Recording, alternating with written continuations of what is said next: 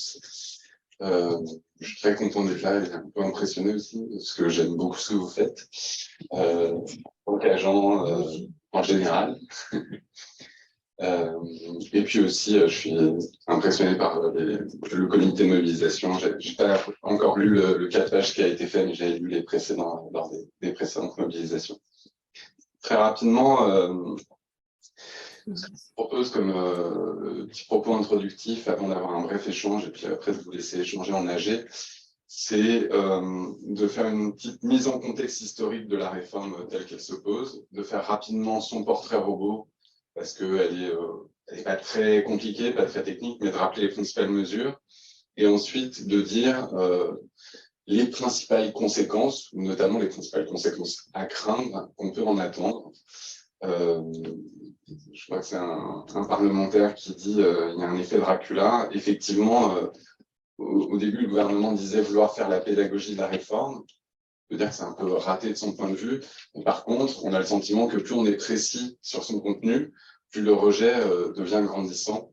Et moi, je m'arrête à peu près à cette étape-là. Après, c'est aux syndicats, aux partis, aux assemblées générales, à la négociation de voir ce qu'elle veut faire du système de retraite. Bien, donc, premier point, où on en est sur le système de retraite. Si on reprend l'histoire un peu longue, sans aller jusqu'à l'Ancien Régime, le système moderne de retraite, il connaît un tournant ou une naissance en 1945 avec la fondation du régime général issu du Conseil national de la résistance, qui vient rejoindre à côté du régime de la fonction publique les grands régimes de retraite, et donc on fonde la retraite à ce moment-là. Mais depuis, la retraite a beaucoup évolué. S'il y a un acte fondateur au moment du Conseil national de la résistance, c'est dans le geste et le mouvement, mais à l'époque, la retraite à taux plein est à 65 ans, les taux de remplacement sont très faibles, et je n'ai pas toutes les stats, mais je pense qu'il y a quasiment une majorité de salariés qui ne l'atteint pas. Et au fur et à mesure des temps, la retraite évolue. Dans les années 45 jusqu'à 70 et jusqu'à 80, il y a une sorte de montée en puissance du progrès social, avec différents phénomènes. À la fois, il y a de plus en plus de personnes couvertes par la retraite, puisque le salariat s'étend, il y a moins d'indépendance. En même temps, on améliore le niveau de protection des retraites avec la généralisation des retraites complémentaires dans le privé, puis avec une amélioration des taux de remplacement, une montée en puissance de la retraite, un allongement de l'espérance de vie qui fait que de plus en plus de personnes atteignent l'âge de la retraite, et puis une augmentation notable, alors qui s'est prolongée plutôt après en fait, mais de l'emploi féminin qui donne des droits propres aux femmes plus importants que précédemment. Et tous ces éléments-là font que, au début des années 80, on institutionnalise la retraite à 60 ans, qui était déjà une pratique à la fin des années 70, et on crée quelque chose qui n'était pas vraiment là encore à l'origine, qui est un nouvel âge de la vie mis en sécurité sociale, le temps de la retraite, où on n'est pas sous la contrainte de l'emploi, où on a un niveau de vie qui progressivement va se rapprocher du niveau de vie de la vie active, plutôt de celui qu'on a autour de la quarantaine, pas tout à fait de celui qu'on a en fin de carrière. Et donc, on a ce long moment de développement. Pourquoi je raconte ça? Parce que suite à cette période de progrès assez incontestable et assez spectaculaire, qui a lieu dans plein de pays, mais qui est assez notable en France, on a une deuxième période, qui est la période des réformes. En fait, les réformes, c'est dans le 4 pages qui a été réalisé par l'intersyndicale, il y en a quasiment tous les 5 ans depuis les années 90. Il y a la réforme Balladur en 93 ou 94, je ne sais jamais la bonne année. Il y a une réforme en 95 qui est retirée sur la partie retraite, la réforme Juppé, une réforme en 2003, une réforme en 2010, une réforme en 2014. Et donc, quelque part, on peut se dire, ce que disent parfois les journalistes, mais alors, on fait tout le temps des réformes, ça ne marche jamais, il faut tout le temps en faire d'autres, etc. Une de plus, finalement, qu'est-ce qui est si différent? Et pour moi, il y a quand même plein de similitudes. Effectivement, les réformes, ça a souvent été des réformes paramétriques. On a allongé la durée de cotisation requise de 37 ans et demi à 40, puis à 42, et bientôt 43. On a décalé l'âge minimal de la retraite de 60 à 62. Donc, on utilise les mêmes outils. Et donc, en ce sens-là, on est dans la prolongation des réformes précédentes. Mais quand on prend un peu de recul sur le progrès social dont je parlais, on est depuis peut-être la précédente réforme, en tout cas depuis le milieu des années 2010, à un tournant. Je m'explique, les réformes précédentes, c'était des réformes clairement d'économie, qui durcissaient les conditions pour avoir une retraite à taux plein. Si vous prenez un cas type, un ouvrier masculin qui avait une carrière complète, son taux de remplacement et les conditions pour l'avoir n'ont pas cessé de se dégrader depuis les années 90. Ça, il n'y a pas de doute. Mais quand on regarde en moyenne, ou sur l'ensemble de la population, il y a eu des phénomènes de progrès économiques et sociaux qui ont contrebalancé ces réformes pendant toutes les années 90 et 2000. C'est-à-dire que d'un côté, on durcissait les conditions pour avoir une retraite complète et on dégradait le taux de remplacement sur le même cas type. Mais d'un autre côté, les personnes qui arrivaient à la retraite avaient eu plutôt des meilleures carrières, avaient connu la croissance, étaient plus nombreuses salariées, les femmes avaient des taux d'emploi plus importants et l'espérance de vie s'allongeait. Et donc, sur deux gros indicateurs, qui sont un peu des moyennes, mais qui sont quand même intéressants, la durée de vie à la retraite projetée et le niveau de vie moyen des retraités, en fait, on a continué à avoir un progrès ralenti dans cette période des années 90-2000. Et là où il y a un tournant, c'est que depuis le début des années 2010, on est plutôt en haut du toboggan et on a déjà commencé à glisser. C'est-à-dire que du point de vue du niveau de vie à la retraite, on a atteint un plus haut historique au début des années 2010, c'est-à-dire que les retraités étaient protégés de la crise de 2008, donc on a vu les actifs décrocher, les retraités plutôt être protégés. Et puis, à partir de ce moment-là, il y a eu des phénomènes il y a plusieurs choses. Il y a l'effet des réformes précédentes qui pèsent sur les pensions et les taux de remplacement qui baissent. Il y a eu des phénomènes de désindexation sous le gouvernement Hollande, sous le premier quinquennat Macron. Il y a eu une hausse de la CSG. On a eu déjà un début de dégradation du niveau de vie relatif des retraités, qui reste un niveau historiquement haut. Mais surtout, on nous projette, en l'absence de réformes en positif, un décrochage sensible du niveau de vie relatif des retraités dans les 30 prochaines années. En gros, les personnes qui ont 30 ou 40 ans auront une retraite, ce n'est pas la question, mais pourraient connaître l'expérience d'une retraite avec une marche d'escalier, un décrochage, un déclassement en fait au moment du passage à la retraite, pour revenir à un niveau de vie relatif qui a été à peu près celui au début des années 80, c'est-à-dire un moment où vraiment on vit moins bien à la retraite qu'en activité. Aujourd'hui, les retraités ont des revenus plus faibles que les actifs, mais ayant moins d'enfants à charge, ayant en général la propriété de leur logement, pas pour tous, mais pour une majorité, ils ont un niveau de vie comparable. Donc, en termes de niveau de vie, on est déjà au haut du toboggan, et s'il n'y a pas de réforme en positif, ça décroche dans les années à venir.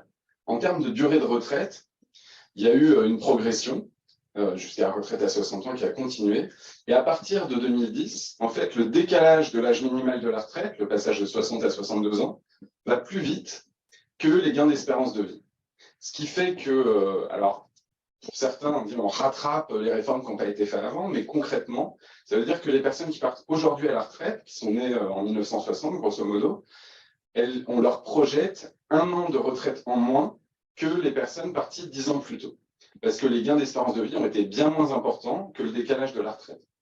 Et donc, en l'absence de toute nouvelle réforme, avec celles qui sont déjà votées et qui ne sont pas encore complètement appliquées, l'augmentation de la durée de cotisation, la durée projetée de retraite stagne à une sorte de palier un peu plus bas au niveau, je pense, de ce qui était pour les personnes parties à 20 ans pendant 15 ou 20 ans. Et toute nouvelle réforme raccourcit la durée projetée de la retraite et la ramène à ce qu'elle était plutôt au début des années 80. Donc, sans rentrer dans les détails, je pense qu'il y a vraiment un côté tournant sur la dynamique de progrès social sur ces indicateurs-là. Et le projet de réforme du gouvernement, parce que c'est un projet d'économie et de réduction de la place des retraites à la fois dans l'économie et dans la durée de la vie et sur le marché du travail, a une volonté d'accélérer la baisse de la place de la retraite et donc finalement de raccourcir la période passée à la retraite. Donc ça, c'était le point mis en perspective. Je vois que je suis bavard, donc je vais aller vite. Sur les caractéristiques de la réforme, en gros, la réforme, c'est une réforme de finances publiques qui ne vient pas d'un diagnostic sur le système de retraite, mais je passe ce point-là. Et sur les caractéristiques de la réforme, principales mesures, ce sont des mesures d'économie. La plus importante, c'est le décalage de l'âge minimal de la retraite. Donc, hors carrière longue, ça veut dire que les personnes ne pourraient pas partir à 62 ans ou 63 ans, mais devraient attendre 64 ans pour avoir le droit de partir, même avec une décote. C'est-à-dire qu'on n'est pas sur une question de montant, mais simplement sur l'impossibilité de partir, sauf dispositif spécifique. Ça, c'est la mesure la plus importante, c'est à peu près 2/3 des économies. Et puis, il y a une autre mesure qui est l'accélération de l'allongement de la durée de cotisation de 42 ans à 43 ans. ce qu'on appelle l'accélération de la réforme Touraine, c'est-à-dire en gros le contrat qu'il faut pour avoir une retraite calculée à taux plein. Ça ne veut pas dire une retraite complète, ça veut dire une retraite simplement sans décote, c'est-à-dire sans malus. Ça, c'est à peu près un tiers des économies envisagées. Et donc, c'est les deux mesures qui sont au cœur de la réforme. Et puis après, il y a ce que le gouvernement appelle les mesures sociales. Et là, pour l'essentiel, c'est des mesures d'atténuation. C'est-à-dire que ce n'est pas un progrès par rapport à l'existant. Pour l'essentiel, c'est des mesures de prise en compte de situations particulières pour préserver de certains effets de la réforme. Les personnes en invalidité, par exemple, leur situation ne s'améliore pas, mais on ne leur demande pas de rester en invalidité jusqu'à 64 ans. On ne les ramène pas à 60 ans comme avant, on les laisse à 62. C'est une mesure d'atténuation. Ou les personnes en pénibilité, on prend en compte leur pénibilité, mais on les décale quand même de 60 à 62. Ça, c'est le deuxième volet. Et puis le troisième volet, enfin, la seule mesure sociale de la réforme, c'est la revalorisation de certaines petites pensions. En gros, c'est un relèvement de ce qu'on appelle le minimum contributif. C'est plus quelques dizaines d'euros par mois pour certaines petites pensions, celles liquidées sans décote, avec un montant moyen de 33 € pour les nouveaux retraités, 56 € pour les personnes actuellement retraitées, ce que le gouvernement a très improprement appelé pension minimale à 1 200 €, ce qui aurait été un vrai haut projet de société, c'est-à-dire un revenu minimum garanti. Ça, c'est le portrait robot de la réforme. Pourquoi est-ce que on peut dire que c'est une réforme socialement dure? D'abord parce que dans la recherche d'économie sur les retraites ou d'équilibre financier, si on veut, elle n'utilise qu'un seul levier, le levier de l'âge, alors qu'on a différentes sources, et notamment la source du financement qui serait mobilisable. Deuxièmement, parce qu'elle le fait vite, c'est très short notice, comme on dit, c'est-à-dire que ça va s'appliquer très fort sur les personnes aux portes de la retraite. Une personne qui a 60 ans et qui pensait partir à taux plein dans 2 ans, ben en fait, ça va être dans 2 ans plus 9 mois, du fait combiné du décalage de l'âge et de la durée. Donc ça tape assez vite, assez fort. Et ensuite, quand on regarde qu'est-ce qui va se passer, qui sont les personnes qui supportent le plus les mesures d'économie, on a toutes les générations avant 74 qui subissent l'accélération de la durée de cotisation. On a les personnes qui ont commencé plutôt à travailler tôt, c'est-à-dire un peu moins diplômés, ouvriers, employés, qui vont subir un décalage plus important parce qu'elles n'avaient pas prévu de partir au-delà de 62 ans. Et puis, on a beaucoup les femmes avec carrière et enfants, qui est le profil type aujourd'hui qui peut partir à 62 ans à taux plein, parce que la prise en compte des enfants, particulièrement dans le privé, mais aussi un peu dans le public, permet de partir à 62 ans à taux plein. Aujourd'hui, ce profil-là, ces femmes, elles ont le choix entre partir à 62 ans à taux plein, ou, c'est rare, mais elles peuvent rester 2 ans de plus et bénéficier d'un bonus de 10%, une surcote. Avec la réforme, elles perdent les deux possibilités. Elles ne peuvent plus partir à 62 ou 63 ans, elles partent à 64. Et en plus, à 64, elles n'ont pas de bonus, donc elles perdent les 10%. Éventuellement, si l'amendement des Républicains passe, elles gagnent 5% au lieu de 10%. Donc ça, c'est les profils, si on regarde les effets directs de l'âge et de la durée qui vont le plus être affectés. On pourrait rajouter un troisième profil, c'est les personnes qui ne sont pas en emploi au moment de la retraite. Parmi les personnes de 50 ans en emploi, c'est vos chiffres, c'est l'enquête emploi, traitée par mes soins ou maltraitée. Parmi les personnes encore en emploi à 50 ans, vous en avez à peu près une personne sur 4 qui n'est ni en emploi ni en retraite à 61 ans. Parmi ces personnes-là, c'est surtout des ouvrières, des ouvriers et des employés. Et ce qu'on a observé avec la réforme de 2010, celle qui a passé la retraite de 60 à 62 ans, c'est quand vous décalez l'âge de la retraite, le moment de la sortie de l'emploi se décale très peu. Il y a des cas d'optimisation des entreprises qui vous font partir plus tard, mais le cas le plus fréquent, qui se voit vraiment bien dans les chiffres, c'est un allongement du sas de précarité avant la retraite.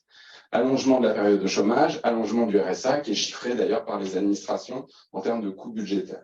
Donc les troisièmes perdants de la réforme, c'est ces personnes qui vont rester le plus longtemps sans emploi ni retraite. Je m'arrête là parce que j'étais très bavard, mais vous avez compris un peu le tableau général.